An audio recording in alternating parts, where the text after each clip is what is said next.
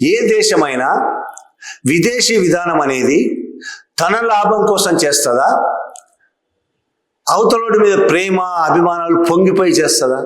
Trump మీద అద్భుతమైన ప్రేమను మోడీకి, మోడీ మీద అద్భుతమైన ప్రేమ ట్రంప్కు ఉంటుందా? అలాగే జిన్పింగ్ మీద ప్రేమ మోడీకి, మోడీ మీద ప్రేమ జిన్పింగ్కి ఉంటుందా? మోడీ జిన్పింగ్లే కాదు, పక్క దేశాల మీద, దేశాల అధ్యక్షుల మీద కూడా ఎవ్వరికి ప్రేమలు, ఆప్యాయతలు, అభిమానాలు ఏమి ఉండవు. ఒకవేళ ఫ్రెండ్షిప్ ఉన్నా దాని ఆధారంగా రెండు దేశాల విదేశీ వ్యవహారాలు డిసైడ్ అవ్వవు. రెండు దేశాల విదేశీ వ్యవహారాలు లేకపోతే ఏ దేశమైనా విదేశీ వ్యవహారాలు ప్రణాళికలు కానీ డిసైడ్ అవ్వాలంటే తమ దేశ ప్రయోజనాలకు ఎంతవరకు ఉపయోగపడుతుందని చూసుకునే ఆ దేశం ముందడుగేస్తుంది.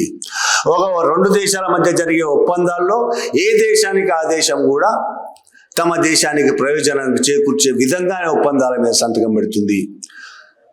తమ దేశం మీద కాకుండా అవతలి దేశానికి ఎక్కువ ఉపయోగపడే విధంగా ఎవరైనా సంతకాలు పెట్టారంటే ఏ దేశం మీదైనా అవతలి దేశం చాలా బలమైనది అయి ఉంటుంది.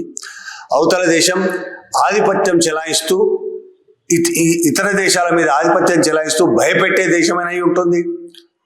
ఆ విధంగా ఉన్నప్పుడు మాత్రమే ఒకళ్ళు బలమైన వాళ్ళు, ఒకళ్ళు బలహీనమైన వాళ్ళు ఒప్పందం చేసుకుంటే అది ఆ ఒప్పందం ప్రజలకు ఉపయోగపడే ఒప్పందం కాదు అనేది అర్థమవుతుంది. ఇప్పటి వరకు ప్రపంచంలో అమెరికా చేసింది అదే, చాలా కాలం రష్యా చేసింది కూడా అదే.